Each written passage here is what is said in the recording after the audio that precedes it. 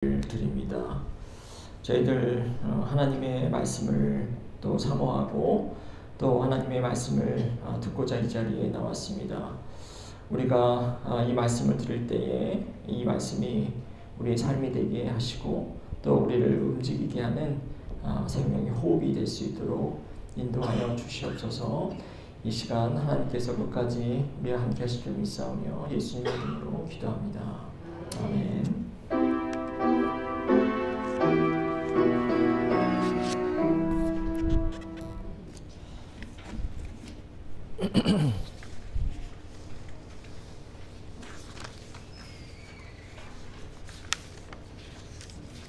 네, 오늘은 9장 13절부터 9장의 말씀을 좀 살펴보고요.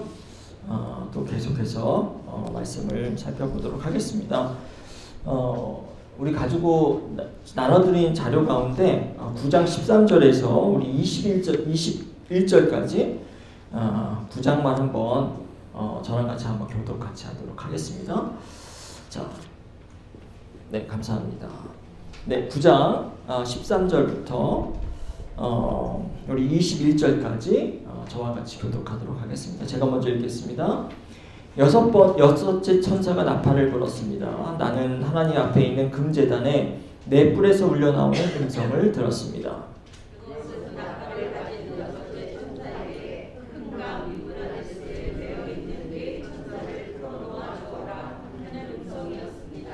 그래서 그 네 천사가 풀려났습니다. 그들은 사람의 3분의 1을 죽이기 위하여 그 해, 그 달, 그 날, 그때에 맞추어 예비된 이들입니다.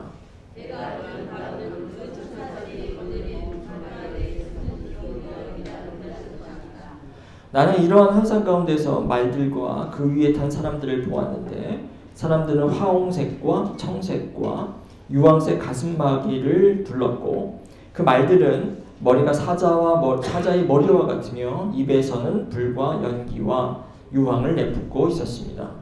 그 입에서 나온 불과 연기와 유황 이 세 가지 재앙으로 사람의 3분의 1이 죽임을 당하였습니다.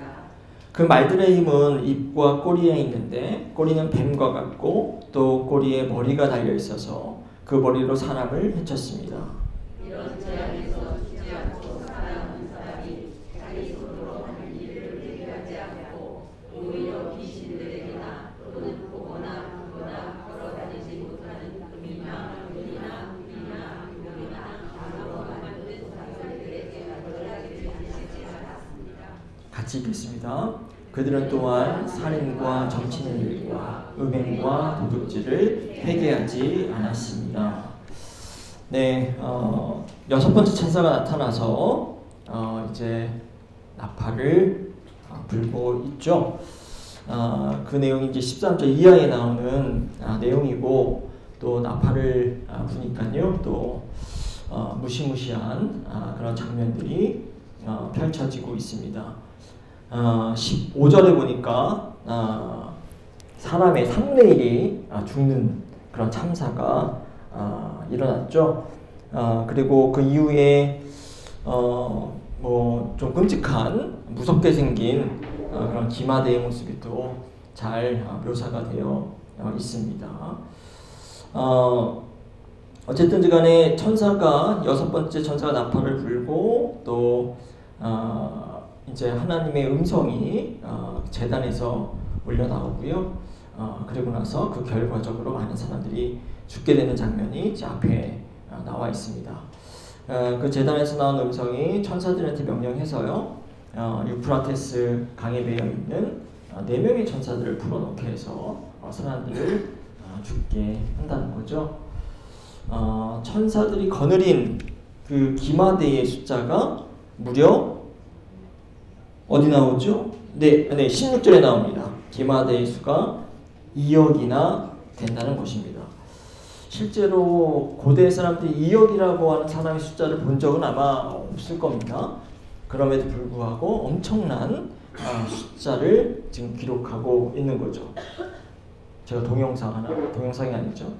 네, 이거는 반지의 제왕이라고 하는 영화에서 나오는 그런 장면인데요. 2억까지는 안 될 거예요. 그러나 이제 어마무시한 군대의 수가 이렇게 나오고 있습니다. 그런데 이제 이 기마대를 묘사를 하는 장면들이 좀 무섭죠. 보니까 17절입니다. 17절 보니까 제가 한번 읽어보겠습니다. 나는 이런 환상 가운데서 말들과 그 위에 탄 사람들을 보았는데 사람들은 화홍색과 청색과 유황색 가슴마개를 들렀고 말들은 머리가 사자의 머리와 같으며 입에서는 불과 연기와 유황을 내뿜고 있었습니다. 19절을 한번 볼까요? 그 말들의 힘은 입과 꼬리에 있는데 꼬리는 뱀과 같고 또 꼬리에 머리가 달려 있어서 그 머리로 사람을 해쳤습니다. 네, 인터넷에서 찾아온 그림입니다. 네, 정확하게 묘사했는지 모르지만 이 말의 얼굴이 말이 아니라 사자죠. 그리고 입에서 지금 유황과 불을 내뿜고 있습니다. 자, 그리고 꼬리에는 머리가 달려 있어서 뱀과 같은 꼬리가 이제 사람들을 죽인다라고 하는 거죠. 학자들은 이 군대가 누군가라고 하는 연구들을 하지만 그것이 이제 중요한 것은 아니고요. 여기에서 이제 포인트는 무엇이냐면 지금 어마어마한 그런 군대가 등장하고 있고 이 군대의 모습이 아주 기이하고 흉측합니다. 그리고 이 군대가 많은 사람들을 죽이고 있는 거죠. 이것이 의미하는 것은 뭘까요? 이게 지금 우리가 8장부터 보고 있는데요. 8장부터 11절까지는 동일한 메시지를 전하고 있습니다. 너희들이 회개하지 않으면, 그리고 너희들이 돌아서지 않으면 이렇게 무시무시한 기마대에 의해서 죽임을 당할 수 있다 라고 하는 그 메시지를 전하기 위해서 이렇게 무시무시한 그런 장면들을 지금 묘사하고 있는 거죠. 그리고 동시에 또 신실하게 신앙을 지키고 있는 사람들에게는 지금 위로를 하고 격려를 하고 있는 겁니다. 너희들 지금 잘하고 있다. 로마의 제국의 황제의 또 우상에 거기에 빠지지 않고 신실하게 지금 신앙을 잘 지키고 있다. 그렇게 잘하고 있기 때문에 너희들은 이러한 기마대나 무서운 흉상에 의해서 다칠 그런 이유가 없다. 안심해라 라고 하는 그러한 또 메시지를 전달하고 있습니다. 네, 그렇죠. 우리가 지금 9장이 아니죠? 9장 맞죠? 네, 20절과 21절 한번 제가 한번 읽어보도록 하겠습니다. 이런 재앙에서 죽지 않고 살아남은 사람이 자기 손으로 한 일들을 회개하지 않고 오히려 귀신들에게나 또는 보거나 듣거나 걸어다니지 못하는 금이나 은이나 굴이나 돌이나 나무로 만든 우상들에게 절하기를 그치지 않았습니다. 그들은 또한 살인과 점치는 일과 음행과 도덕질을 회개하지 않았습니다. 자, 우리가 지금 재앙의 장면들이 그 위에서 지금 펼쳐지고 있었죠. 그리고 나서 지금 20절과 21절의 메시지를 보여주고 있습니다. 그 얘기는 뭐냐면 그 재앙의 장면과 이 말씀들이 분리된 내용이 아니라 서로 연결된 그런 내용이라고 하는 거죠. 지금 우리가 읽은 20절과 21절의 핵심적인 단어는 무엇일까요? 제가 여러분 보기 편하시라고 빨간색으로 색칠을 했습니다. 바로 회개죠. 회개하라고 하는 그런 메시지가 이 안에 담겨 있고 이것이 가장 중요한 단어입니다. 재앙이라고 하는 것, 이 재앙의 이유와 목적을 잘 설명하고 있는 거죠. 왜 이렇게 무시무시한 재앙이 왜 내려졌는가? 그들이 지금 여기 나와 있는 것처럼 우상을 숭배하고 또 회개하지 않고 살고 있다라고 하는 것 때문에 이런 재앙이 펼쳐지고 있는 거죠. 그 당시에 이제 소아시아에 살고 있는 사람들, 여기 귀신, 여기다 귀신이라고 나오고 있죠. 귀신 혹은 우상을 숭배하고 있었습니다. 그리고 또 우상뿐만 아니라 또 물질을 숭배하고 있었죠. 보지 못하고 듣지 못하고 걷지 못하는 우상들에게 절하고 숭배할 뿐만 아니라 또한 여러 가지 그 당시에 그들의 삶을 지배하고 있는 그러한 가치와 질서 속에 사람들이 있었다라고 하는 거죠. 그렇기 때문에 그러한 우상 숭배를 멈추고 신실하게 하나님의 백성으로 살라라고 하는 그런 경고의 메시지를 보내고 있는 겁니다. 회개하지 않으면 이런 재앙이 너희들에게 닥칠 것이다 라고 하는 거죠. 근데 우상 숭배와 동격으로 동격 아주 동일하게 나쁜 행위가 또 21절에 나오고 있습니다. 그것은 살인과 점치는 일과 음행과 도덕질이라고 하는 거죠. 저자는 이 말씀을 듣는 사람들에게도 동일한 말씀을 하는 거죠. 우상 숭배만큼 나쁜 행위가 이렇게 도덕적이고 윤리적으로 나쁜 행위 역시 우리가 돌아서야 할, 회개해야 할 행위라고 하는 거죠. 어떻게 보면 이런 말씀을 통해서 우리가 알 수 있는 것 가운데 하나는 초대교회가 또 초대 기독교가 상당히 높은 윤리적이고 도덕적인 기준을 가지고 있었다라고 하는 것을 우리는 또한 알 수 있습니다. 어떻게 보면 그 당시에 살인까지는 물론 아주 나쁜 범죄로 행했지만 음행과 도덕질이 일상적으로 행해지는 그러한 일이었는데요.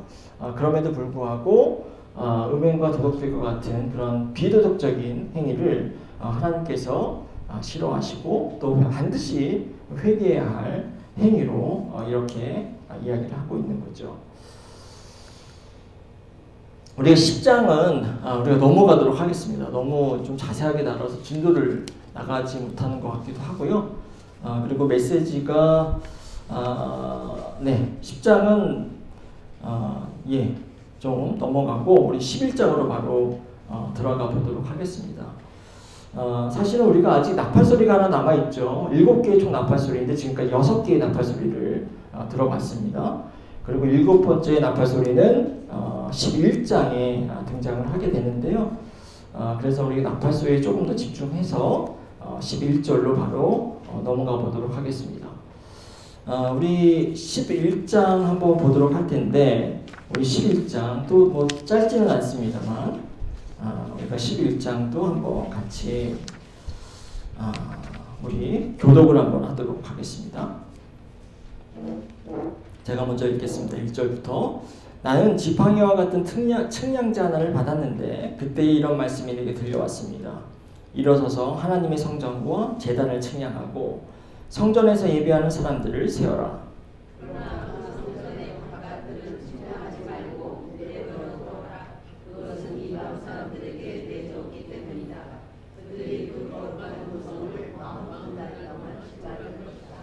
나는 내 두 증인에게 예언하는 능력을 줄 것이다. 그들은 1260일 동안 상복을 입고 예언할 것이다.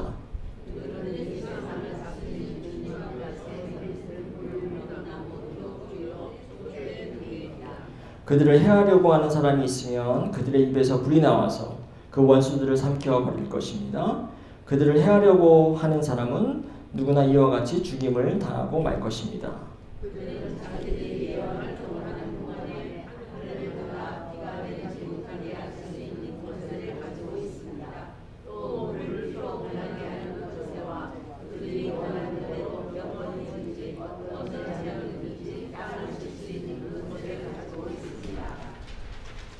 그러나 그들이 증언을 마칠 때에 아비소스에서 올라오는 짐승이 그들과 싸워서 이기고 그들을 죽일 것입니다.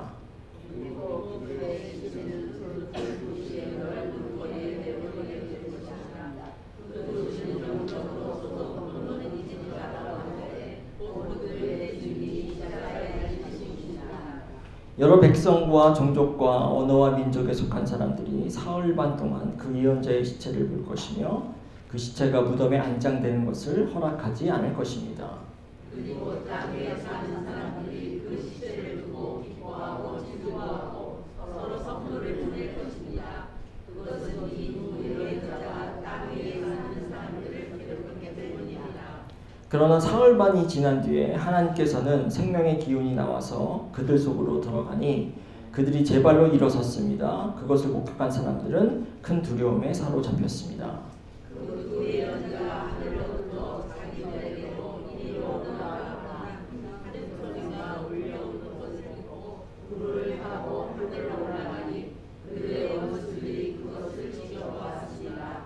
바로 그때에 큰 지진이 일어나서 그 도시의 10분의 1이 무너졌는데 그 지진으로 사람이 7,000명이나 죽었습니다. 그리고 살아남은 사람은 두려움에 쌓여서 하늘에 계신 하나님께 영광을 돌렸습니다.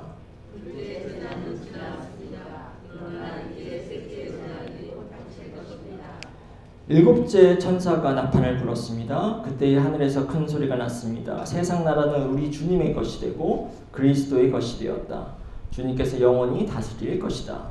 그리고 하나님 앞에서 자기 보좌에 앉아 있는 굴의 장로로 얻어져서 하나님께 경배하고 말하였습니다. 지금도 계시고 전에도 계시던 전능하신 분 주 하나님 감사합니다. 주님께서는 그 크신 권능을 잡으셔서 다스리기 시작하셨습니다.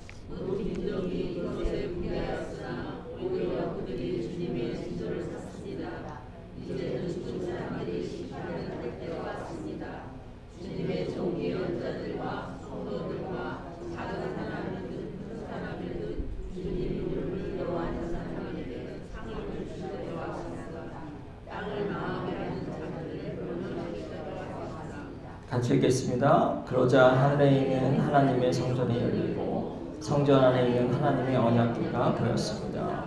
그때 번개가 치고 요란한 소리와 천둥이 나고 지진이 일어나고 큰 구름이 쏟아졌습니다. 네, 11장에 보니까 요한이 이렇게 화면에 보는 것처럼 지팡이처럼 생긴 측량자 하나를 받는다라고 나와 있습니다. 그 측량자를 가지고 뭐를 하라고 하냐면 성전을 측량하고 제단을 측량하고 또 성전에 예배하는 사람을 세어라, 측량하라 뭐 이야기를 하고 있는 거죠. 성전과 제단과 또 예배하는 사람을 측량해라, 세어라 라고 하는 것이 어떤 의미일까요? 왜 성전을 성전을 측량하고 제단을 측량하고 또 예배하는 사람들을 측량하라고 하는 것일까요? 기본적으로 이 측량된 이 제단이나 성전이나 이 사람들은요, 교회와 신앙 공동체를 의미합니다. 그리고 이들이 측량되었다라고 하는 것은 하나님께서 이들을 보호하신다라고 하는 그런 의미를 가지고 있습니다. 무엇으로 보호하는 걸까요? 멸망과 재앙으로부터 보호하신다라고 하는 거죠. 자, 이 얘기는 뭐냐면 하나님께서 너희들은 다 내가 계산해 둔 그런 사람이라고 하는 겁니다. 다 내가 너희들을 나의 계산 속에 다 넣어놨으니 걱정하지 말아라.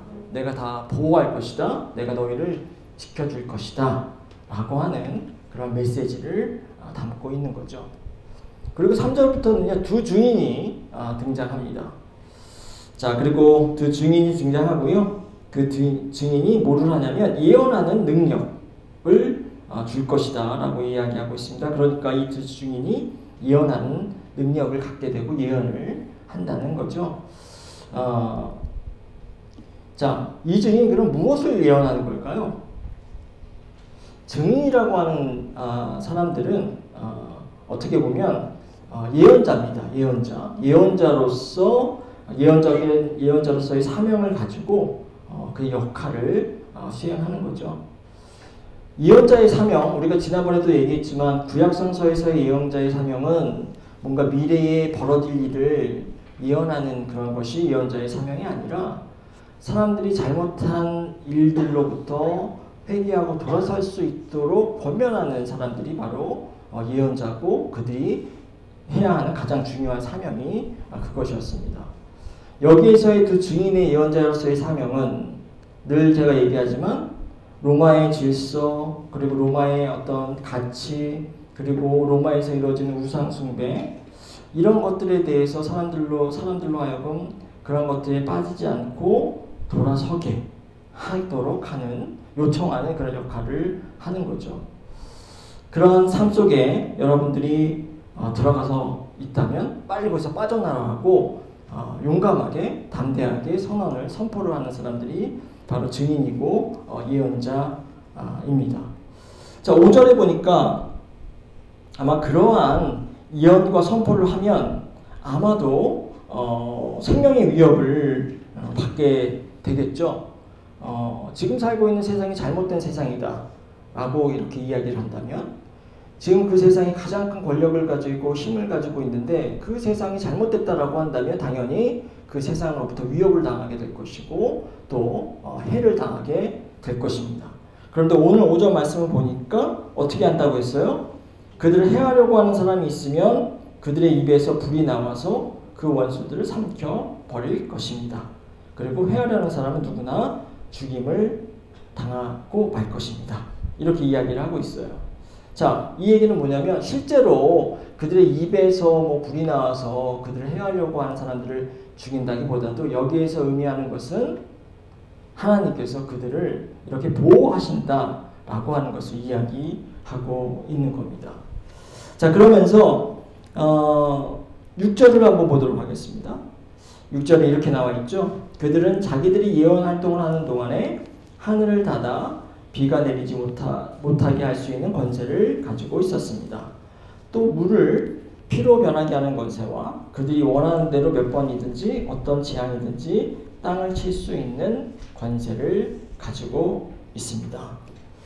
자, 혹시 이 두 증인, 이 예언자로서의 역할을 하고 있는 이 두 증인이 이 말씀을 통해서 볼 때 누가 연상이 될까요?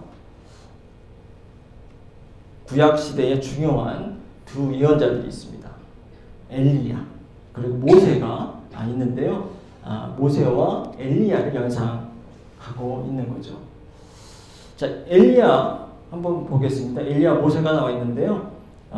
엘리야가 어떤 권세를 가지고 있었냐면 비를 내리지 못하게 하는 그런 권세를 가지고 있었습니다. 자, 그리고 제가 읽어보겠습니다. 열왕기상 17장 1절 말씀인데요. 길르앗의 디셉에 사는 디셉 사람 엘리야가 아합에게 말하였다.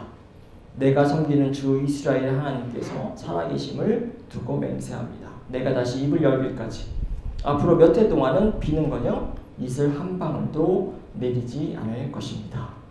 자, 우리가 지금 읽은 비가 내리지 않도록 하는 권세를 가지고 있다라고 하는 장면과 겹쳐지고 있죠. 또 모세의 말씀도 한번 보도록 하겠습니다.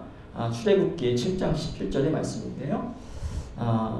물을 피로 변하게 하는 그런 권세를 가지고 있는 장면이 나오고 있습니다. 제가 한번 읽어보겠습니다. 그래서 주님께서 말씀하시기를 이제 주님께서 친히 주인님을 임금님께 기어이 알리고야 말겠다고 하셨습니다. 보십시오. 내가 쥐고 있는 지팡이로 강물을 치면 이 강물이 피로 변할 것입니다. 자, 이 두 예언자가 그들이 진리를 말하고 선포할 때 하나님께서 놀라운 권세를 주셔서 이들을 이렇게 지켜주신다는 거죠. 그리고 그들은 이런 권세를 통해서 계속해서 하나님에 대한 신실함을 유지할 수 있었다라고 하는 것을 이야기하고 있습니다.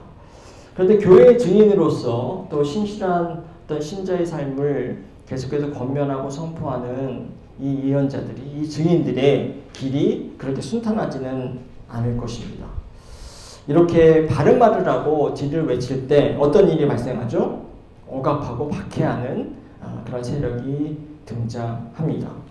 자, 7절을 한번 보도록 하겠습니다. 11장 7절. 그러나 그들이 증언을 마칠 때에 아비소스에서 올라오는 짐승이 그들과 싸워서 이기고 그들을 죽일 것입니다. 자, 우리가 아비소스를 지난주에 얘기했지만 무적행이라고 하는 거죠.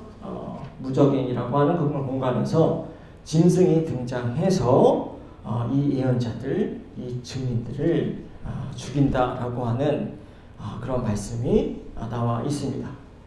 자, 아까는 하나님께서 다 보호해 주실 것처럼 그렇게 이야기를 했는데 결국에는 오늘 말씀 보니까는 짐승의 패배를 당하고 있는 겁니다. 자, 짐승에 의해서 죽임을 당하고 있죠. 이 짐승이라고 하는 것은 바로 이 악의 세력 혹은 악마의 세력입니다. 그리고 이 악의 세력, 이 반대 세력에 의해서 이 증인들이, 예언자들이 죽게 되는 겁니다. 근데 단순하게 그냥 죽고 마는 게 아니에요. 9절에 보니까 어떻게 나와 있냐면 두 예언자의 시체를 볼 것이며 그 시체가 무덤에 안장되는 것을 허락하지 않을 것입니다. 그리고 10절에 보니까 사람들이 그 시체를 두고 기뻐하고 즐거워하고 또 선물을 보낸다, 이런 이야기를 하고 있습니다. 선물을 보내고, 왜 이렇게 사람들이 기뻐하고 즐거워하고 선물까지 보낼 정도로 이렇게 좋아할까요? 아마도 이 증인들이 선포한 증언의 내용들이 너무나도 마음에 들지 않았겠죠. 그렇기 때문에 이 증인들이 죽었을 때 그들은 기뻐할 수밖에 없는 겁니다. 이 증인들이 그냥 죽은 것이 아니라 이렇게 조롱당하고 있고요. 또 무덤에 안치가 되지 못할 정도로 모욕당하고 있는 장면이 나오고 있는 거죠. 하나님께서 보호해 주시지 못한 것처럼 보입니다. 그러나 이 비극처럼 끝나는 이 장면이 비극에서 끝나지 않습니다. 반전의 내용들이 바로 11절에서 등장하고 있습니다. 11절 제가 한번 읽어보도록 하겠습니다. 그런 사흘반이 지난 후에 하나님께서 생명의 기운이 나와서 그들 속으로 들어가니 그들이 제 발로 일어섰습니다. 그것을 목격한 사람들은 큰 두려움에 사로잡혔습니다. 자, 제가 반전이라고 했는데 어떤 반전인가요? 두 발로 일어섰어요. 네, 그 죽었던 사람들이 두 발로 일어섭니다. 이것을 우리는 어떤 말로 표현할 수 있죠? 부활이라고 이야기할 수 있습니다. 이 두 증인이, 죽임을 당한 이 두 증인이 부활한 거죠. 하나님의 생명의 숨결이, 그 영이 그들에게 들어가서 그들이 당당하게 우뚝 서게 되는 겁니다. 죽은 것처럼 보이지만 결국 죽은 것이 아니라 하나님께서 다시 살려주시고 세워주시는 거죠. 그런데 이것이 끝이 아닙니다. 12절을 보도록 하겠습니다. 12절에 이렇게 나와 있어요. 그 두 예언자가 하늘로부터 자기들에게 이리로 올라오너라 하는 큰 소리가 울려오는 것을 듣고 구름을 타고 하늘로 올라가니 그들이, 원수들이 그것을 지켜보았습니다. 자, 부활뿐만 아니라 하늘로 올라갑니다. 승천하고 있는 장면이 여기에 나타나고 있죠. 자, 여러분, 이 죽었다가, 죽임을 당했다가 부활하고 승천합니다. 어떤 장면이 떠오르십니까? 바로 예수 그리스도의 장면이 떠오릅니다. 그렇죠? 예수 그리스도가 십자가에 죽으셨고 또 사흘 만에 부활하셨죠. 그 부활한 사흘 동안 모욕을 당하시고 그러셨습니다. 그러나 결국에는 부활하시고 구름을 타고 승천하시는 예수 그리스도의 모습이 이 안에 또한 이 모습에 연상되는 그런 장면입니다. 자, 이 두 증인처럼 예수 그리스도, 하나님에 대한 신실한 신앙을 지켰던 분이십니다. 그렇죠. 하나님에 대한 신실한 신앙을 지켰던 예수 그리스도가 비록 죽임을 당했지만 결국 부활하고 승천하신 것처럼 여기에 두 증인들도 비록 바른 말을 하고 신실한 신앙을 지키기 위해서 사람들을 권면하고 선포한 그 메시지 때문에 죽었지만 하나님께서 그 죽은 그 상태로 내버려 두지 아니하시고 그들을 부활하게 하시고 그리고 그들을 하늘로 들려 올라 보낸다라고 하는 거죠. 패턴이 아주 분명합니다. 그러면서 이제 사람들에게 계속해서 메시지를 전달하는 겁니다. 너희들이 신실한 신앙의 삶을 살아라. 우상을 숭배하지 말고 하나님만을 예배하는 그런 진실한 신자의 삶을 살아라. 그렇게 살기 위해서는 로마의 권세, 황제의 권세, 악마의 권세에 저항해야 하는 거죠. 그런 저항의 과정 속에서 죽임을 당할 수도 있습니다. 그러나 그 죽임이 끝이 아니라고 하는 거죠. 하나님께서 생명의 영을 너에게 불어넣어서 너희를 다시 살아나게 하고 또 살아나갈 뿐만 아니라 하나님에 계신 하늘로 들려 올려 보낸다 라고 하는 메시지를 이렇게 전달하고 있는 겁니다. 자, 15절로 넘어가 보도록 하겠습니다. 자, 15절 15절 일곱 번째 천사가 이제 나팔을 불고요. 이제 마지막 나팔을 불게 됩니다. 15절을 제가 한번 읽어보도록 하겠습니다. 일곱째 천사가 나팔을 불었습니다. 그때에 하늘에서 큰 소리가 났습니다. 세상 나라는 우리의 주님의 것이 되고 그리스도의 것이 되었다. 주님께서 영원히 다스릴 것이다. 자, 일곱 번째 나팔을 불자 하늘에서 소리가 납니다. 세상 나라, 이 지금 너희가 살고 있는 그 세상은 황제의 것이 아니라 우리 하나님의 것이 되었고 예수 그리스도의 것이 되었다. 그리고 그 나라는 하나님께서 주님께서 영원히 다스릴 것이다 라고 이야기를 하고 있는 거였죠. 자, 여기에서 그리고 이제 예배하는 장면이 그 15절 이하에 나와 있습니다. 이 예배하는 장면은 우리가 반복해서 나오죠. 보좌가 나와 있고 장로들이 있고 그 장로들이 보좌에 앉아 계신 주님을 찬양하는 장면입니다. 이 찬양의 장면을 통해서 보여주려고 하는 이야기는 메시지는 계속해서 하나님의 절대적인 주권과 권세인 거죠. 그러니까 이 여러분들이 살고 있는 이 황제나 로마가 가장 큰 힘을 가지고 있는 것이 아니라 하나님이 예수 그리스도가 절대적인 주권을 가지고 있고 권세를 가지고 있다라고 하는 것을 강조하는 겁니다. 그렇기 때문에 진정한 예배는 누구에게만 드려져야 한다? 바로 하나님께만, 예수 그리스도께만 드려져야 한다라고 하는 것을 이야기하고 있는 거죠. 황제가 아니라, 그리고 그 로마의 여러 우상들이 아니라 오로지 하나님만이 경배받으실 분이다 라고 하는 메시지를 전달하고 있는 겁니다. 자, 이렇게 나팔 소리가 일곱 번째까지 나왔고요. 이제 12장부터는 이제 지금 11장까지는 사람들로 하여금 회개를 촉구하는 말씀을 이야기하고 있고요. 이제 12장부터는 이 로마라고 하는 그 세상, 이 악마의 세상이 얼마나 위협적이고 무서운 세상인가, 나쁜 세상인가라고 하는 것을 또 설명하고 있습니다. 자, 다음 주부터는 한번 우리가 12장부터의 내용을 한번 살펴보도록 하겠습니다. 자, 그 넘어가기 전에 제가 드릴 말씀 가운데 하나가 있는데요. 자, 우리가 지금 8장, 9장, 11장 이런 말씀들을 살펴봤는데 거기에 장면들이 어떤 장면이에요? 다 무섭고 공포스러운 장면들입니다. 이뿐만 아니라 뭐 해와 달이 3분의 1 사라지기도 하고 아주 지구가 아주 뒤엎어지는 그런 장면들이 그런 나오잖아요. 우리가 간단하게 왜 이렇게 계시록은 장면들을 무섭게 설명하고 있는가라고 하는 이야기를 드렸습니다. 지난번에 드렸던 이야기는 뭐였어요? 왜 이렇게 무섭게, 무시무시하게 폭력적인 그런 장면들을 보여주고 있는가 라고 하는 이유 가운데 하나는 사람들로 하여금 두려움을 느끼게 하는 겁니다. 그 두려움의 궁극적인 이유는 뭐예요? 경고죠. 경고.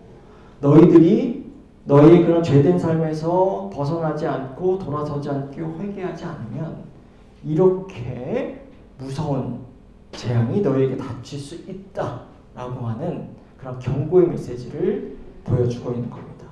그렇기 때문에 그 경고가 되려면 사람들이 두려움을 느끼려면 그냥 아주 평화스러운 장면으로는 그렇게 도전을 주지 않습니다.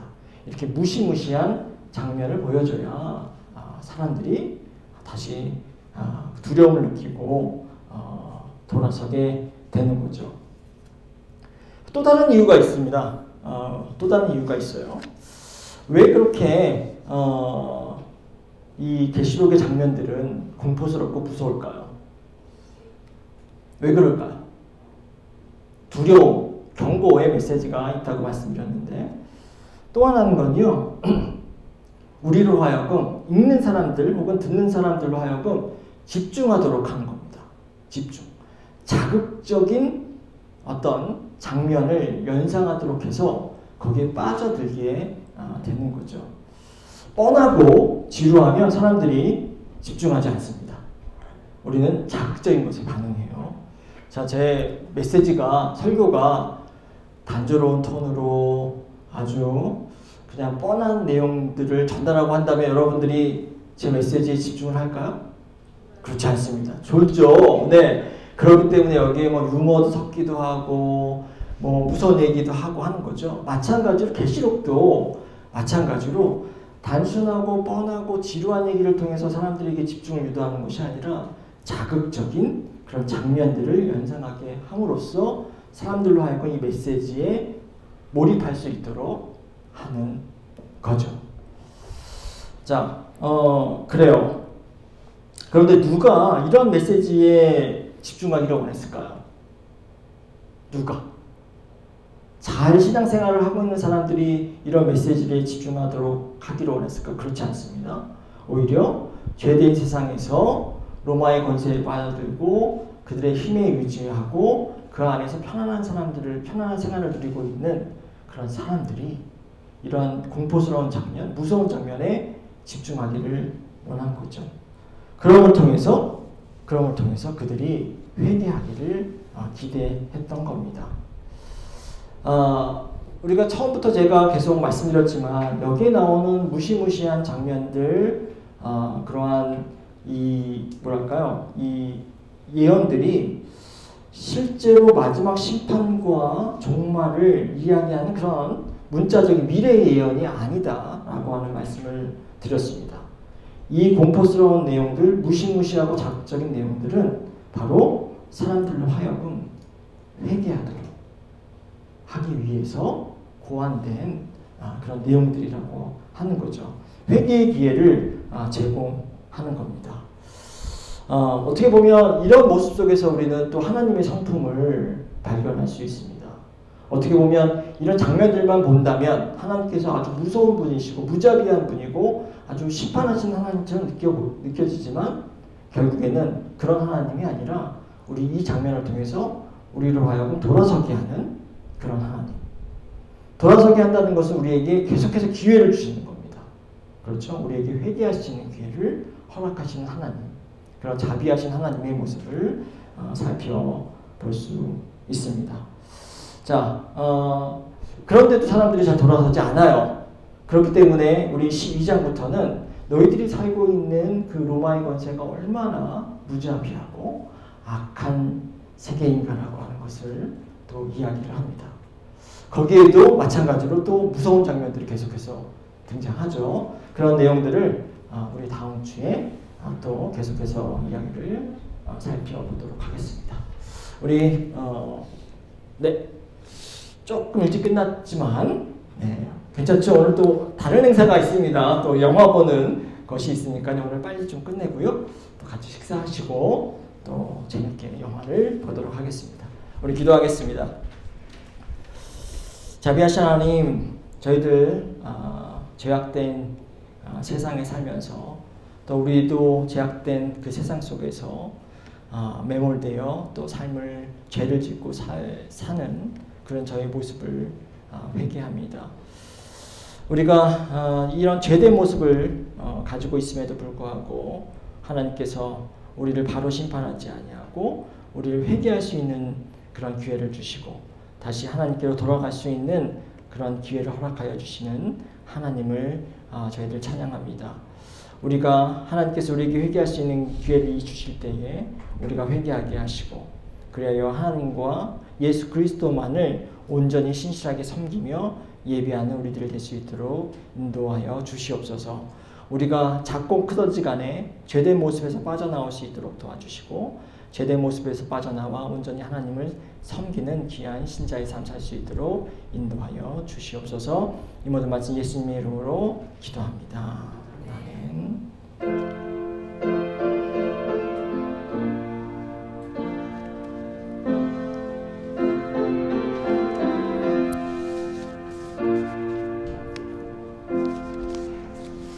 네, 우리 다 함께 공동체 찬